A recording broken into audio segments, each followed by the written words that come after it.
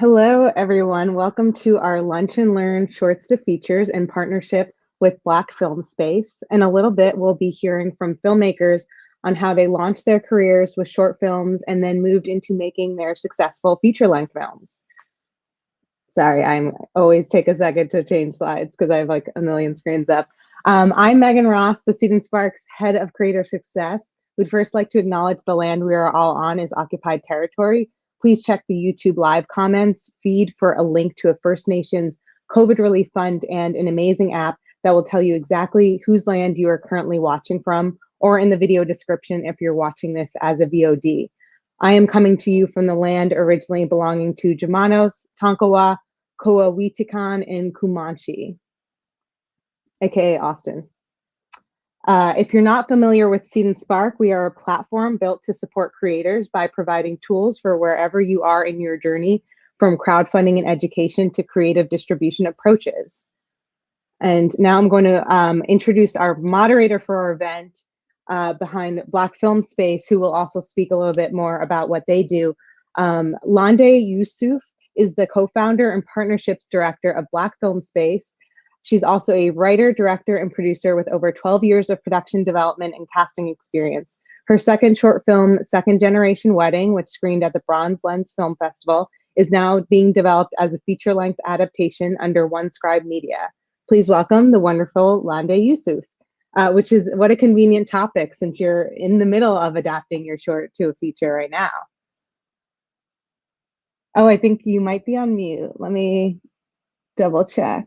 I am muted. I'm sorry. Okay. No worries. It happens. No, I'm personally invested in this topic, so I have a lot of questions, and I'm really excited to hear what the panelists have to say. Awesome. Can you also briefly, before we introduce the panelists, tell us a little bit more about the work you do with Black Film Space? Absolutely. So Black Film Space has been around for 5 years. We just celebrated our 5th year anniversary in October. And as the description states, we prioritize supporting content creators of African descent. We also launched a membership plan. We have a monthly and yearly rate and 2 different types of plans. It includes mentorship, grants. You could be part of our directory. You can get discounts and incentives to services that benefit filmmakers, and much more. We also have webinars, workshops every month, every week. Definitely follow us on Instagram, Facebook, Twitter, and you can join our newsletter if you email us at info@blackfilmspace.com to just hear what we're working on and have coming up. Awesome. Well, thank you for the work you're doing. We're so excited to partner with you. And now I'll disappear from the screen and have you introduce the rest of the panelists. Thank you, and thanks for partnering with us. We're excited. So, hi everyone. Welcome to today's Lunch and Learn. As Megan stated, I'm Lande. I'm the co-founder of Black Film Space. I'll be moderating today's discussion, and I just want to do a brief intro, reading everyone's bios, just so you have a good idea of everyone's background. So, Mike Mosallam is a producer, director, writer for theater, film, and television. Through his production company, Mike Mosallam Productions, he and his team produced short films, Breaking Fast, which premiered at the Cannes Film Festival, and Brothers, a 11-time jury and audience award winner, both written and produced by Mike himself, along with the short film Ubuntu, a co-production with the Muslim Public Affairs Council. His feature film debut, Breaking Fast, based on the short that we're going to be discussing today, had its world premiere at the Cinequest Film Festival in March 2020, and its Los Angeles premiere shortly thereafter at Outfest Fusion. After playing at more than 65 festivals worldwide and winning major awards, it was acquired for distribution by Vertical Entertainment and released on Apple TV, iTunes, Amazon, and anywhere else you can buy or rent movies on demand. To learn more, visit breakingfastfilm.com. Andrew Ahn is a queer Korean-American filmmaker. His feature film Driveways premiered at the Berlin International Film Festival, and his feature Spa Night premiered at the 2016 Sundance Film Festival. He has promoted diversity in the arts by mentoring filmmakers through programs like Pacific Arts Movement's Real Voices, Outset, and the Sundance Institute Native Filmmakers Lab. Carolyn Mao is a creative producer based in Los Angeles. Her most recent project, Marvelous and the Black Hole, a narrative feature, premiered at Sundance 2021. Congratulations, just premiered, and was the recipient of the AT&T Untold Stories grant. She previously worked as a development executive where she developed television, film, and book properties. She has been a fellow of Film Independence Producing Lab, Fast Track, and Project Involved, and Tribeca Films Institute, All Access and Through Her Lens. Welcome, everyone. How are you doing today? Hi. Hi. Hi, everyone. I'm glad you all are here. Thank you so much for contributing to this discussion. Like I said, I'm personally invested in this topic. So I guess I'll start off with what prompted you to take whatever short piece you made, translate that into a feature film format. And I'd love for all of you to discuss that if possible. So we'll start with Carolyn. Actually, the shorts that I produced weren't directly translating to a feature. So I don't know if somebody else wants to go first, but the feature was an independent project that was never a short before. Okay, got you. Sorry about that. So we'll talk. I know Mike for sure did that. So we'll talk about your process. Yeah, sure. When we made the short for Breaking Fast, it was never a proof of concept for a feature film. It was never intended to be a feature. It was only after we had played various festivals. We went to Cannes with it. And really we felt the response from audiences was, what happens next? What's going on with these characters? This world is so fascinating and interesting. It's not anything we've ever seen before. And it was really only then and truly on the plane home from Cannes that I opened my laptop and start to even consider what an expanded version of the story looked like. And then, 5+ years later, 3+ years later, we have a feature version. Got it. Well, I'm sure you both can speak to this. What do you think is the biggest difference between making a short film and a feature film? Obviously the length and writing a feature film script. But what do you like? What did it take out of you personally to execute these feature films, especially as indie filmmakers?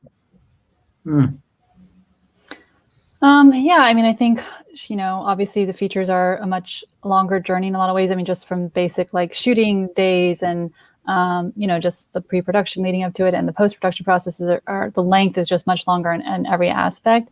But one thing that I recently just, was thinking about the process in terms of actual production is like in a short film, because you do have like such a, it's a short script and there's not like much maneuvering like with the script in everyday conversations when you're on set, whereas on a feature, because there's so many more variables that you actually have to kind of be open to rewriting stuff that in the script for the feature version, like on the fly, kind of all the time, I think a little bit.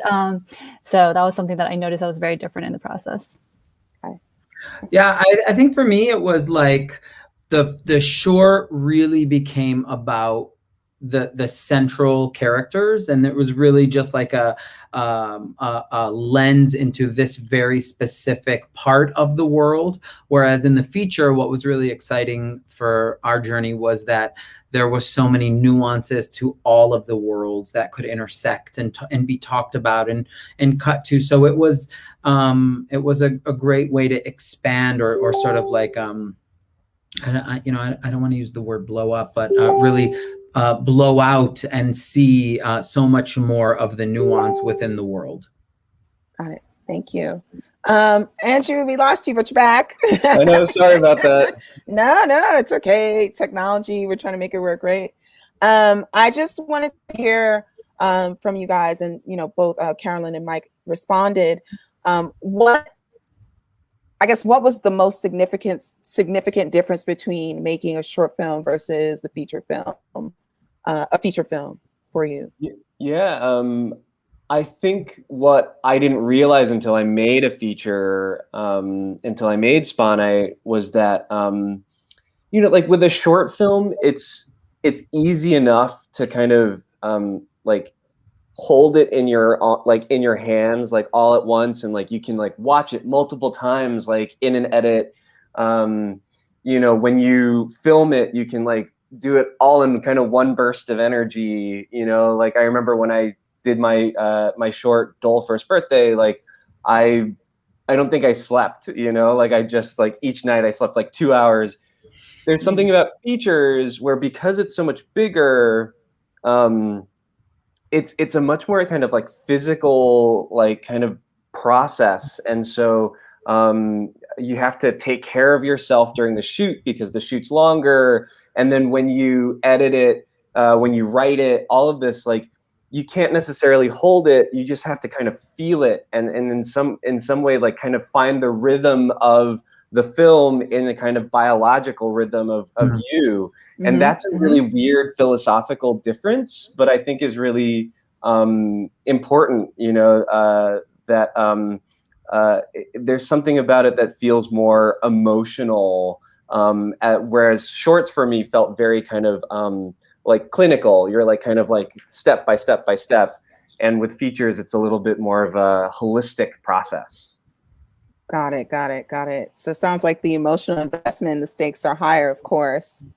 Yeah, definitely. I mean, that's super true. Yeah, I mean, you put so much time and energy into it, you really want to make sure that it's great, and that is stressful. It's also like, it feels like, sorry. No, go for it.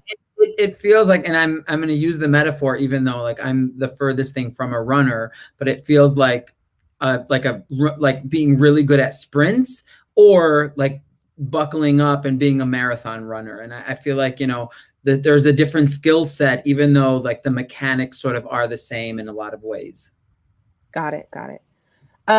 At what point, because you know the writing and the rewriting process is something that continuously happens with filmmaking. At what point did you realize, okay, I'm ready to shoot this feature film, like it's time?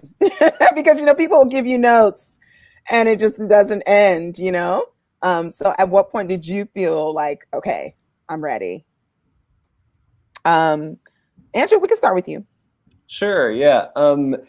You know, there's kind of two moments, I think. There's the moment when you feel like you're ready to go, right? Like, I want to make this, like I'm tired of talking about it, like I just need to do the thing so that I can move on with my life. So that is a moment.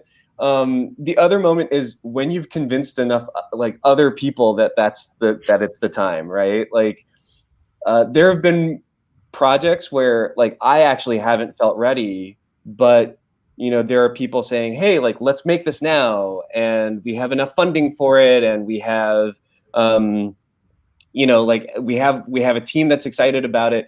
And so I'm just like, ooh, I better catch up, you know. But it's one of those things where it's like, if other people believe it because you believe it, that feels like the right time. And if other people don't believe it, you know, maybe you do need to go back into the script, or maybe you do need to find a different way to talk about it, or you just have to wait for kind of people's interest to catch up to it, whatever it is. But you know, because it takes a village to make a feature film, you know, you have to convince the people who are going to help you make it to make it with you. And so my feeling is, as soon as you can do that, it's, you know, it's time to go.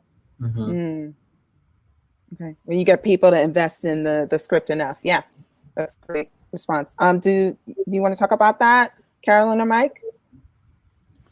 I can talk about it from a producing perspective. Sure. For me, when I'm working with writers, I mean, yeah, a lot of what Andrew's saying, I mean, there's a certain sort of like the external validation that's needed. And then also when the writer feels like they're ready to present it. And, you know, usually I get a script when it's earlier on in the development stage, and I like to work with the writer and kind of develop it. But like knowing exactly what time for me as a producer to submit it to like financiers or other, you know, partners is always a question for me. And you know, I've been given the advice many times, like, you know, people will only read your script once. So you have to present your best, you know, present yourself in the best possible way. So for me, I do like to be sort of patient with the process and wait and make sure that, like, you know, I've had peers like look at the script, or other people that I trust, and make sure, and like kind of, again, have that external validation, but not in that public forum, but more in a private forum. And when I feel like we have enough sort of momentum and people are giving positive feedback, then I kind of feel like it's right. But having said that, I mean, I've gone out with scripts and it may just not be right in the zeitgeist, or the timing is not right. And so even though you think a script is ready, sort of that world isn't ready for the script necessarily. So it is like a weird balance of a lot of different elements that you kind of have to work through on a project by project basis. Definitely. Yeah, I completely agree with that. I mean, I think especially from the perspective of like, is the world ready for the script? And I think for me, like I don't know if I would have ever said I'm ready to tell this story. It was only like having a tremendous producing partner who was like, this is a story that needs to be told. Having sort of a divine intervention in terms of how we found our funding, and then also, you know, just really thinking about the need, hearing people say like, this is a story that needs to be in the world. Whether or not I was ready for it to be in the world is a separate discussion, or ready, you know, like ready to sort of be seen through my art is like a whole like lunch for itself. But, you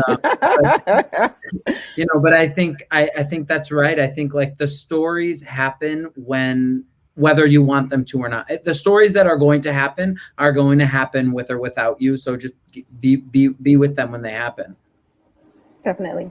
Mike, can you talk about the short and how it was inserted into the feature? Like, was it at the end of Act 1, the midpoint? You know, I was really curious about that. And did you use the short to expand the feature, or did you just write the feature and then plug in the short wherever you felt it fit best? No, it sort of all starts with the short, and quite literally starts with the short. The short of Breaking Fast is the first night of the holy month of Ramadan that Muslims observe. The feature of Breaking Fast is the entire month of Ramadan. So we had the short, and we had established the structural conceit of the month of Ramadan and the first night of Ramadan, and these two guys meet on the first night, and you know, in their walk and talks are the sort of crux of and thesis of the film. And in a lot of ways, the audience's entry point into not just the film literally, but also the world that we're sort of creating and talking about, and the intersectionality of a faith-based world and a queer-based world, and how those two things sort of go together. And so we always knew that the feature would also start there. The feature has a bit of a prologue to it prior to that, but once we are sort of in current day, we're in the world of the short, and then once that first night ends, everything beyond is a new expansion. Nice, that's great. But there is there's like dialogue lifted from entire scenes lifted from and put into the short. Input into the feature that sort of just I couldn't lose because I loved them. I loved those scenes so much. Great, nice. Carolyn, can you talk about when you decide to attach yourself to a project? Like what are like some key pillars that you look for in collaborators? Definitely like the script. I mean, it's obviously the first thing that I usually see. And, when I meet with the filmmaker and then I get a chance to like read the script, I consider myself a very like creative producer, and I really like the development process. So for me, I mean, it doesn't have to be like a super polished script, obviously, because I like, again, working with the writer and, understanding the vision. But a lot of it outside of the script is like my relationship and communication with the filmmaker, because I know it's going to be a very long road. So I mean, honestly, a lot of the filmmakers that I've worked with, I've known either through mutual acquaintances or friends that I've had over the years, just because it is such a long road that I need to know that we have an established way of communicating together, and that I understand the vision, and then also like a mutual trust of that we're going to get through this journey together. So yeah. Great. And Mike and Andrew, do you want to talk about your experiences working with producers on projects? No pressure. I just want Andrew, go ahead. I'll mention it just because I've worked with Carolyn as a producer. Carolyn produced an indie episodic project, a pilot that I directed and Naomi co-wrote called Nice, and we premiered at Tribeca a couple years ago. Working with a producer is it's a real like collaboration. I think that there are some filmmakers that are just like, hey, like just find me the money and I'll do the rest, right? And I think that that's really unfair and not a just not a fun way to work. I think that the collaborative process really helps the project be the most expressive, interesting version of itself.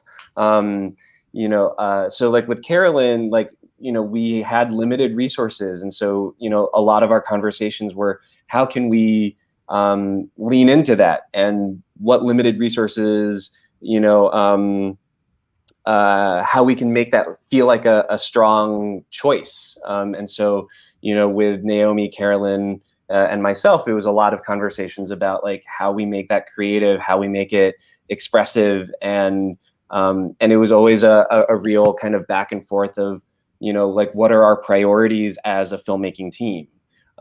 So for me, it's a real joy to be able to work with producers. My short films I had like produced myself basically, and then I knew with a feature I just like would not be able to do that.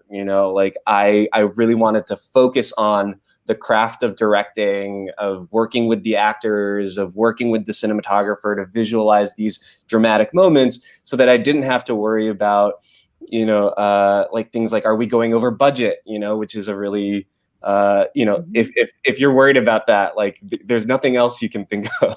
Yeah.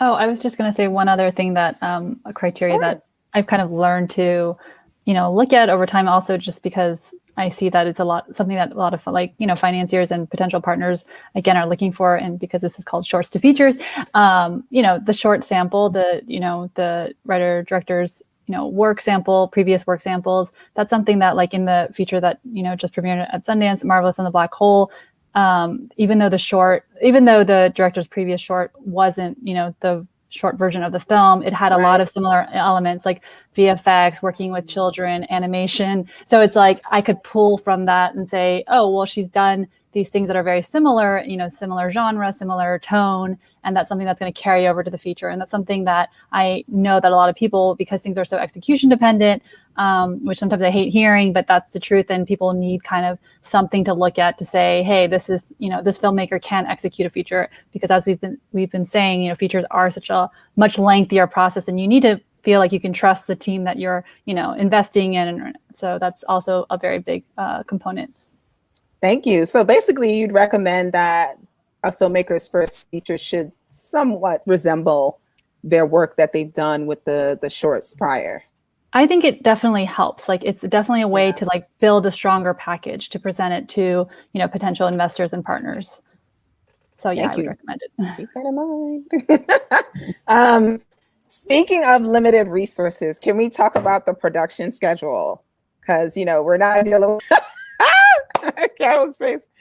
We're not dealing with, Hollywood budgets here. So how are you guys crafty in figuring out how to map out your production schedule and really be efficient with the time and resources that you have for the feature film?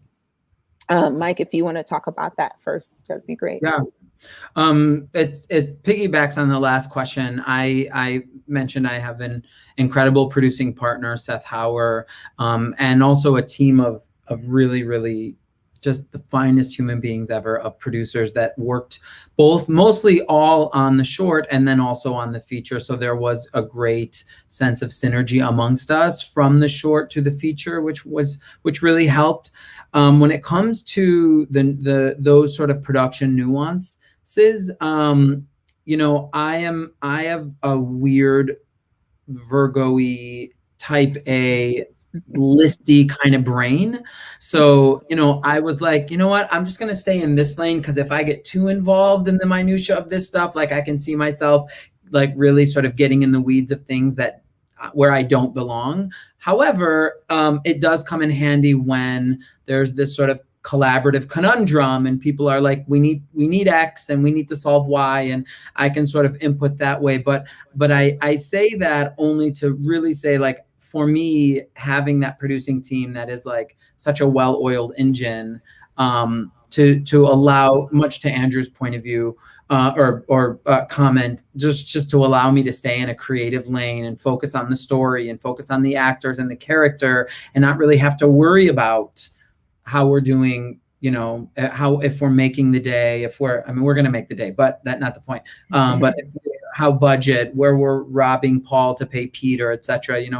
It's just really so nice to not have to think about those things. And it's a luxury. It's in indie filmmaking. It's not always the case. I mean, so many indie directors are indie producers, are indie financiers, are, doing so many things just to get their stories out there. So to have a team like I did, I feel very privileged and lucky.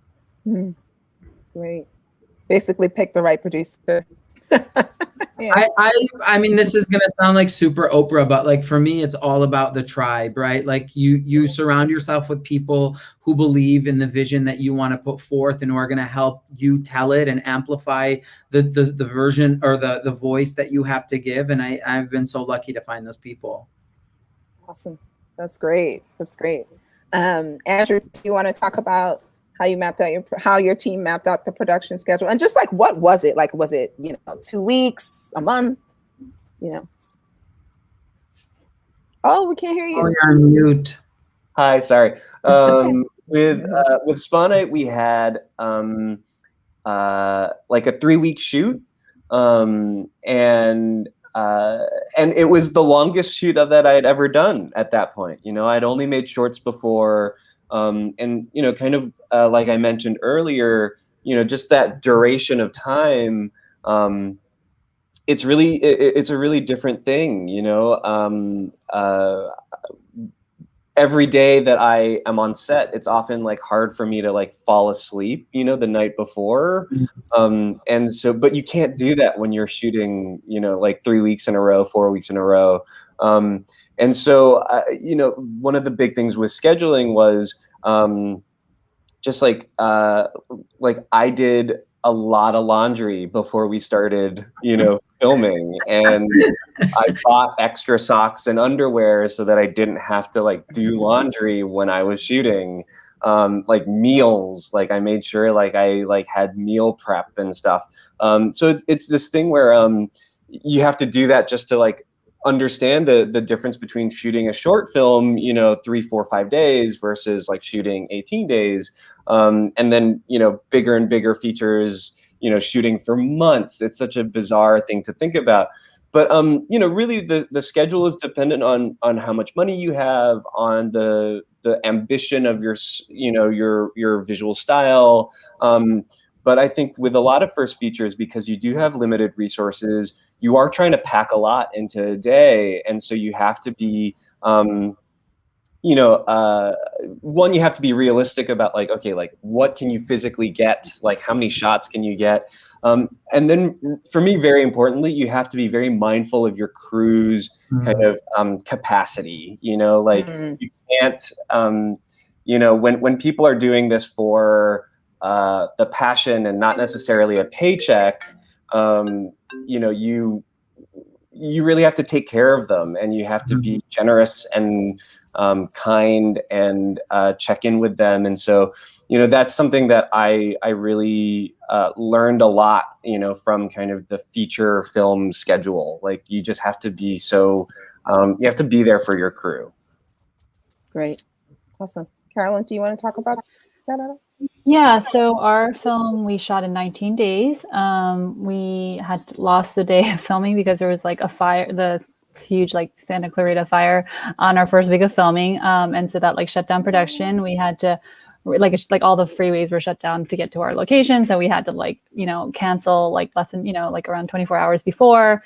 And the thing with the feature, like, as we've been saying, is that it's a much longer process. So if one piece of the puzzle, like you lose a day of filming, it's like you have to rejigger the whole schedule. And it's like this whole domino effect that can become very overwhelming. And so, our schedule was, as Andrew said, like, it's, every filmmaker is usually very ambitious about what they can actually cram in. And because, especially when you're working with, a first time like director, it's like, you don't know how much you can actually fit in one day, and so like I remember like our DP and director were sitting down prepping things, and they had these like amazing ideas of how they're going to film things, and then we came down to like, okay, actually we can only film this much in one day, and then again having to re-go through their shot list and reorganizing things. It's like a lot of that sort of, again, reorganizing and having to think on the fly and figure out new locations and all that stuff. Like so the schedule, I mean, we had a really great AD on board. So I would say that like having a team, again, who's,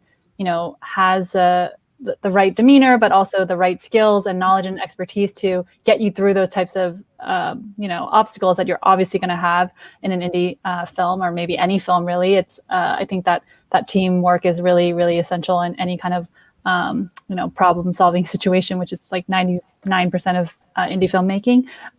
So yeah. And then I think like just to get through those problems, in terms of like keeping the integrity of the story you're trying to tell, I think it's more essential that vision that you have for the film, like again, with the producer and the writer director, it's like really knowing what you're going into before you start filming, and like keeping what that North Star is so important, because you can lose your way because of all the obstacles and challenges that you face along the way. So making sure that you guys are aligned on the vision for the film before you start filming is like really integral to preserving that, at the end of the journey. Absolutely. So for Mike and Andrew, did you try, because again, you're still getting accustomed to making features. Did you try to do like the easier scenes initially and then build up to the more challenging scenes? I'm just curious, because, I would presume like to just get your muscle flexed, being on set for a feature film. Was that like something you did? Because that's something I was considering. I'm shooting my first feature this year, so I was considering doing that. That's why I'm asking. I mean, that wasn't my experience. I think we were very sort of location dependent on how we could schedule, and actor dependent on how we had to block schedule things, especially for a lot of actors who only work 2 or 3 days on the film. So that wasn't my experience. I went in saying like, I really hope this will happen towards the end once we found our groove, or I'd love to like not film this scene too early on. And the reality was they were like, oh, that's cool, but it was going to happen the way it was going to happen. I won some of the battles, but like, there are so many scheduling factors that are so beyond just my needs, that I just sort of had to accept what it was. That was my experience, but it was lovely. I agree with Mike that like, I think you should plan, and as a director, like you should ask for those things. It's like, I want to be able to shoot in this order because I think it would really help. And then it becomes a question of the practicality of it. With Spa Night, like we had a very specific problem with, we were bringing actors from Korea, and it was a visa issue. And so we couldn't get the actors who were playing the parents in Spa Night until the second week. And so we had to do everything without them the first week. And so, I think it makes a lot of sense to plan a certain way, to like ask for it, request it, and then just see what happens. But yeah, I really agree that, the first few days of a shoot, like everybody's just starting to get their groove and get comfortable with each other. And so like if you can, like not doing, super intimate scenes, or, for me, I'm always a little wary of shooting the beginning of your movie at the beginning of your shoot, because beginnings are often really, really hard. And so, do you choose like a transition sequence or something that like, if you mess up, it's okay. Like you can kind of, deal with it in the edit.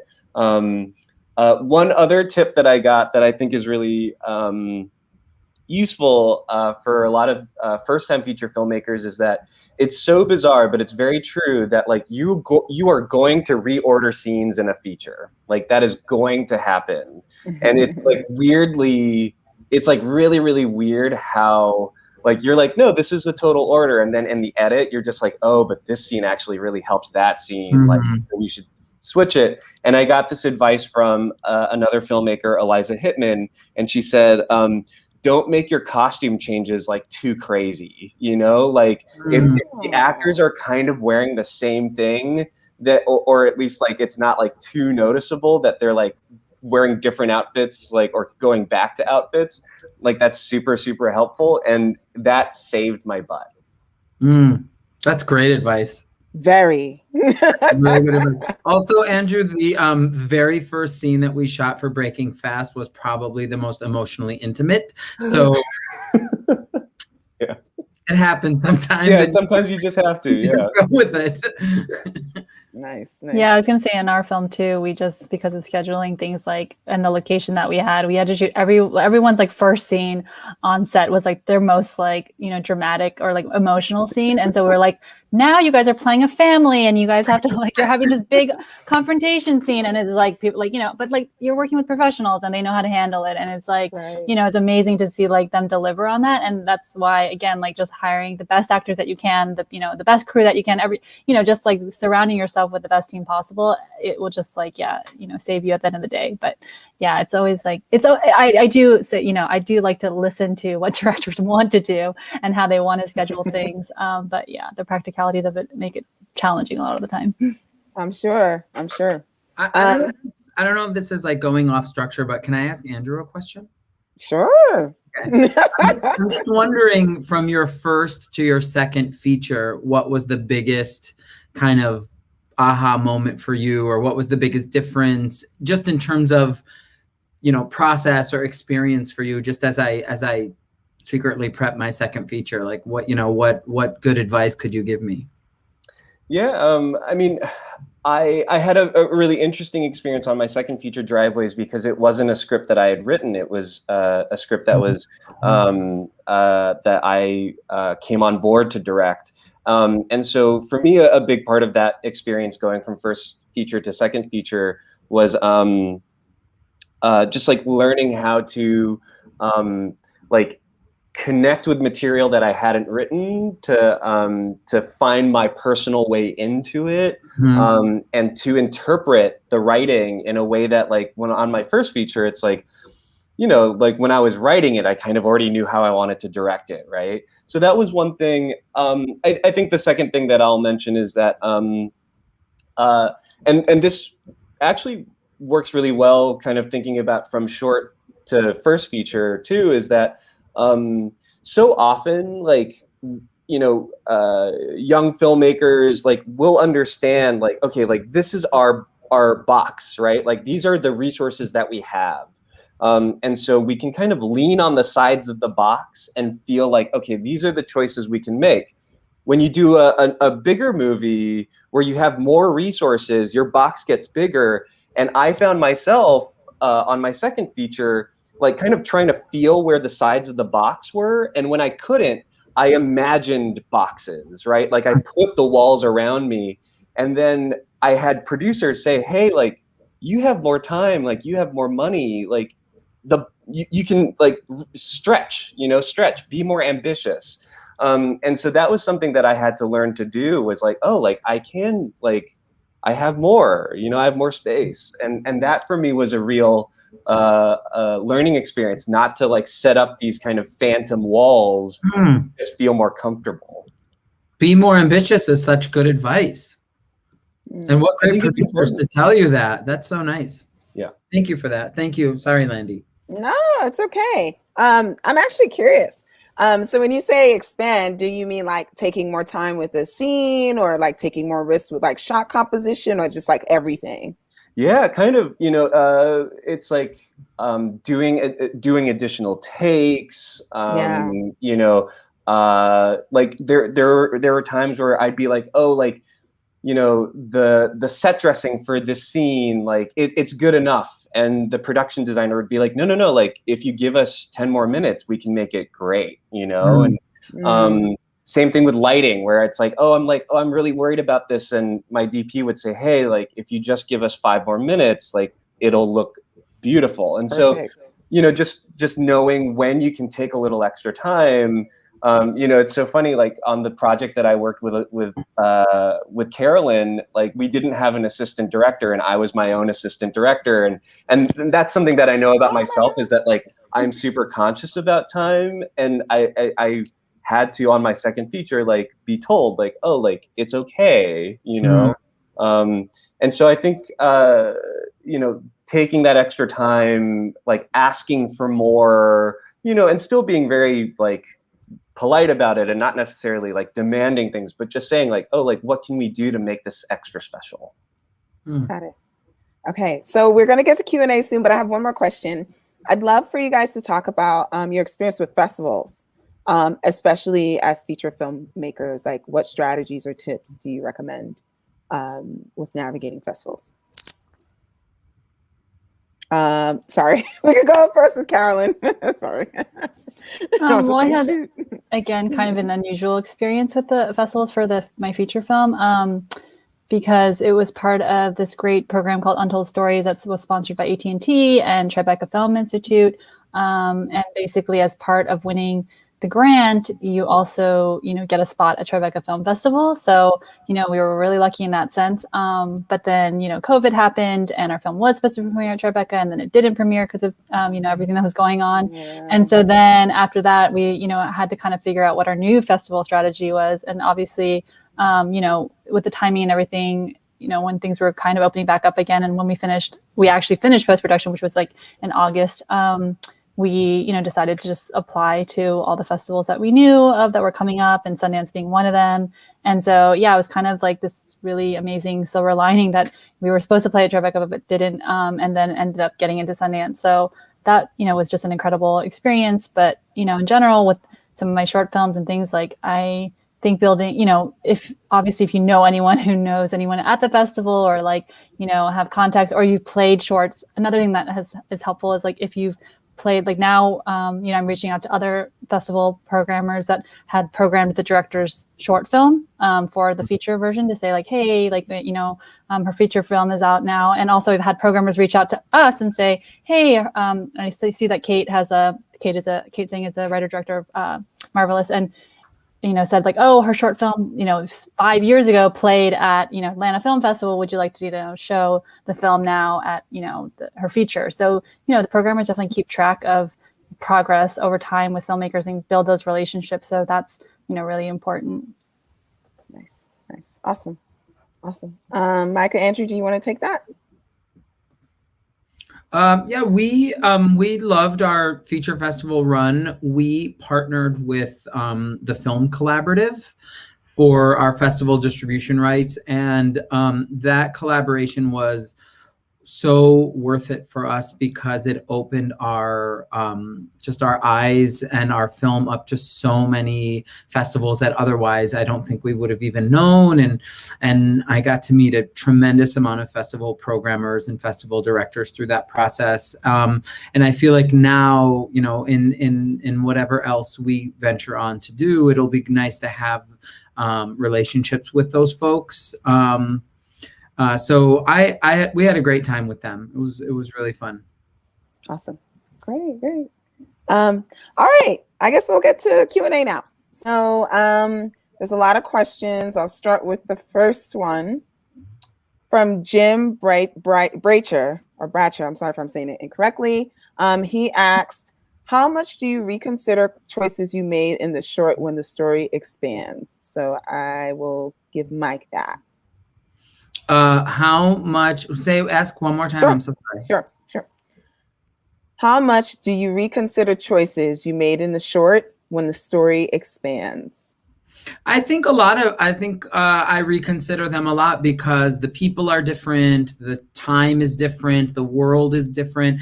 And I'm not, I don't think we set out to make a feature that was like a recreation or a re-dramatization of. I think so really living in the given circumstances of the moment of that scene for the feature and how it will fit within the context of the world of the feature.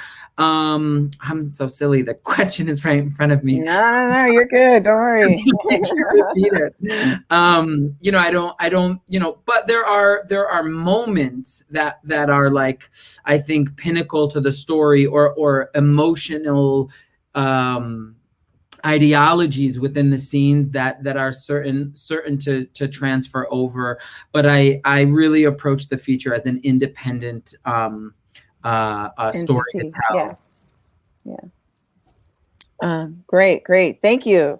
So another question from Scott T. Hinson. He asked, what have you learned about filmmaking during doing a feature that you didn't know while making a short? So Carolyn or Andrew wants to take that? That'd be great. I mean, so much, right? I learned so much. The 2-minute version.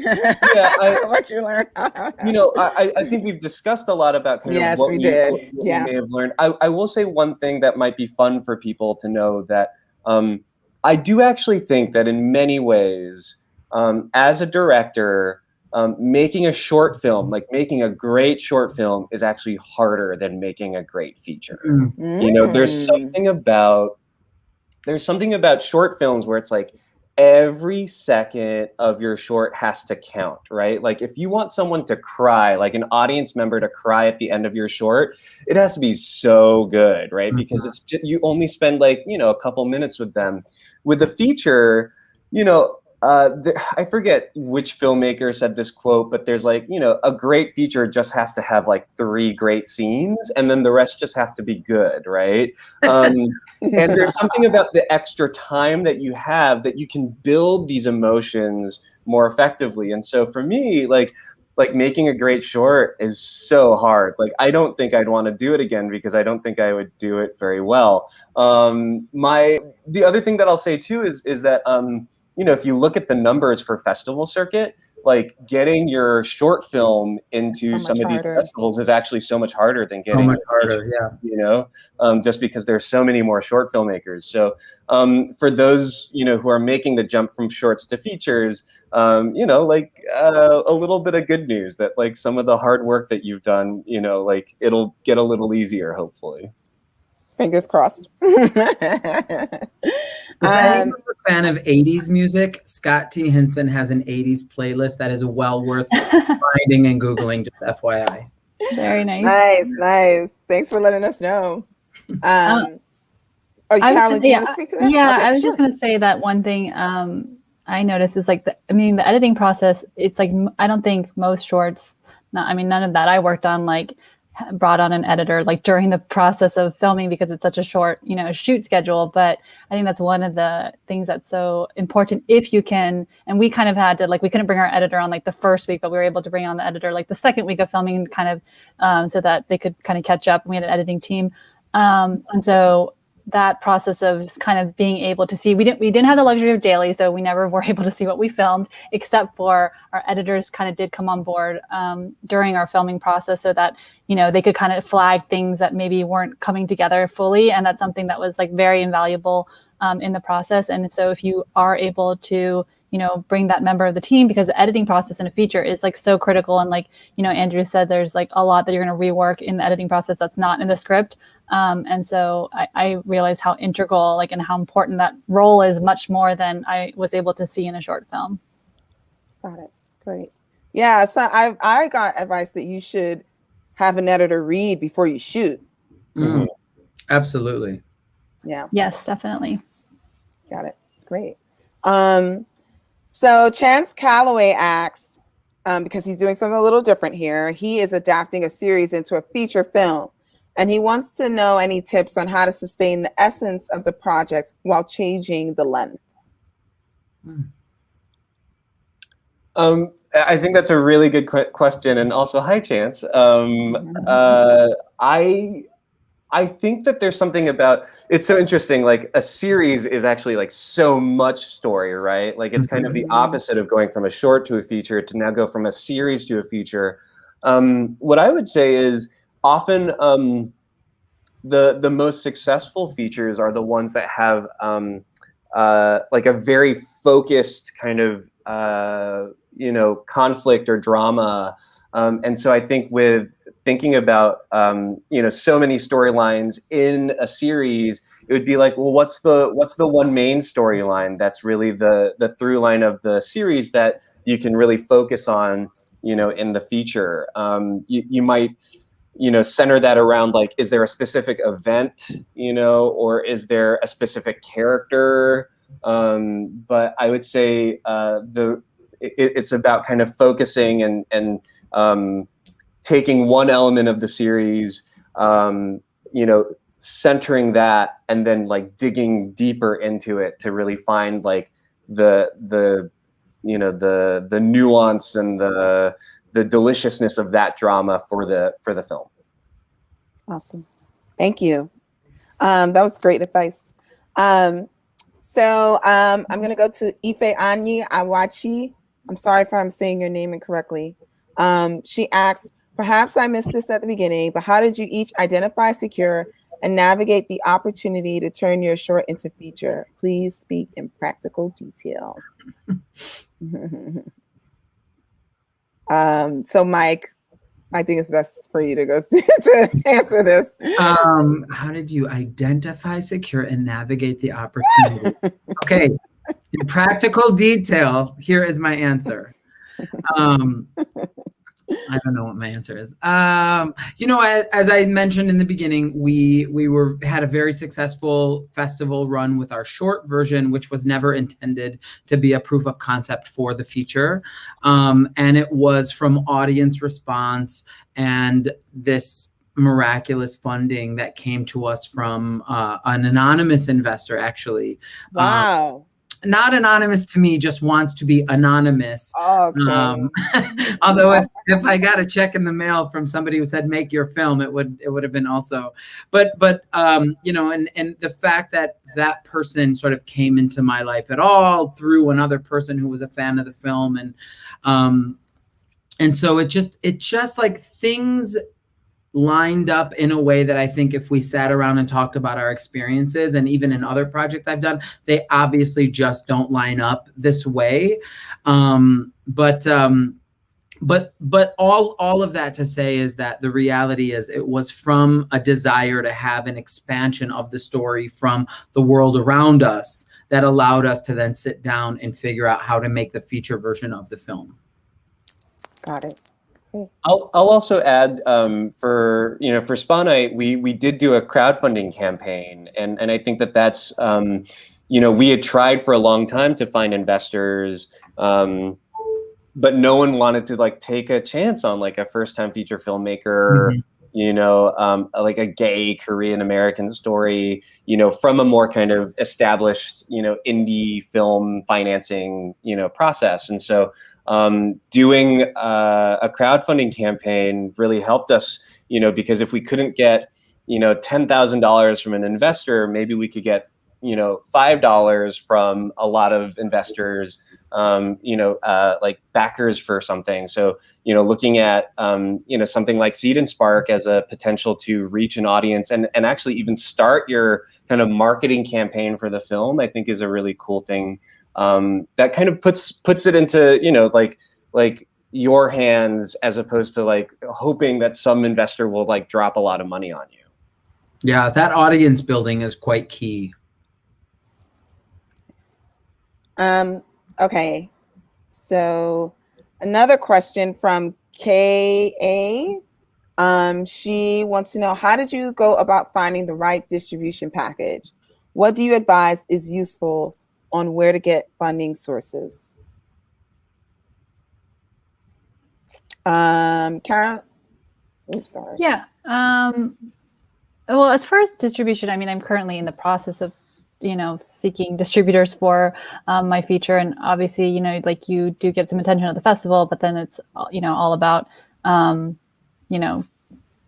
it's like the distribution process is a whole other beast. But as far as funding, I mean, I mentioned like my feature again was kind of an amazing opportunity through this AT&T Untold Stories grant, and it's a yearly grant that they offer, and it gives you full $1 million funding for your film.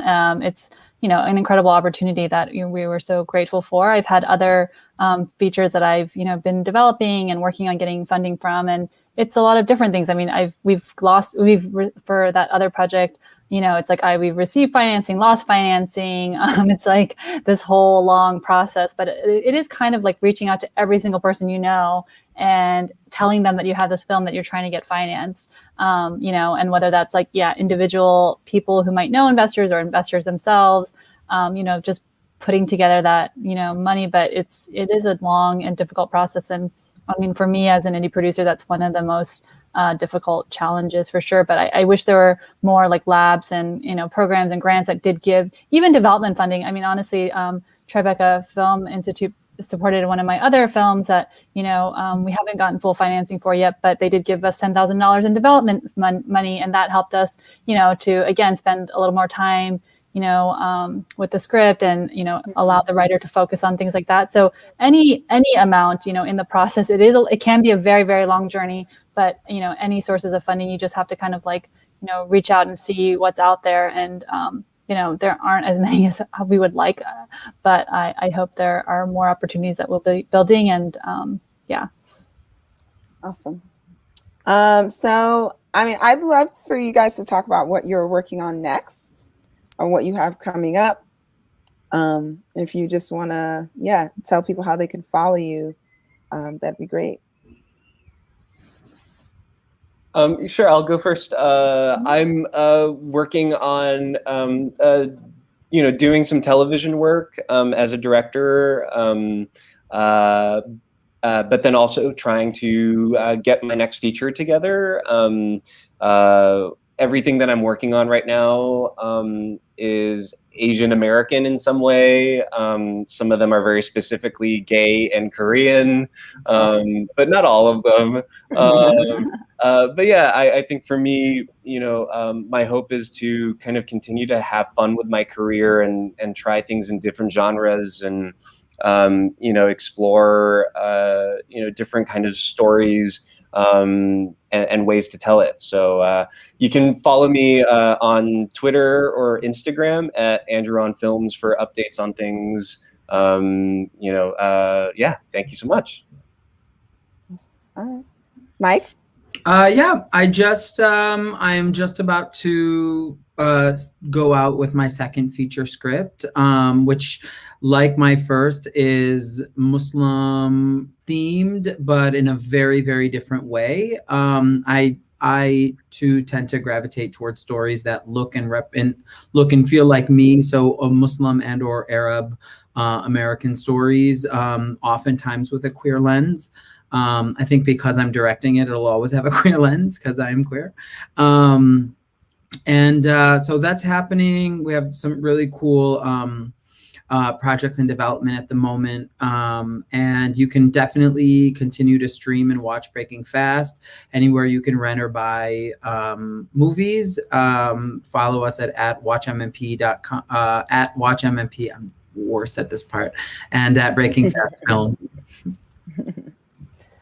I mean, I'm trying to find distribution for my feature film, so hopefully people will be able to watch it somewhere soon or later this year. And then I'm in post on a documentary feature that will hopefully also be playing at festivals later this year.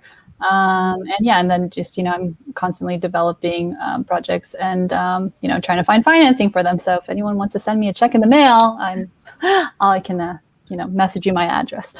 Awesome. This was a great Lunch and Learn. Thank you all so much for contributing to this topic. I hope that it's helped the audience. Of course, I hope it's helped the audience figure out some new strategies for their feature films. I know I definitely got some So I just want to wish you all the best with your careers and take care. Congrats again to all your success. Thank you Thank so you much. all. Yeah, thank you. Thank you. Bye, guys. Bye.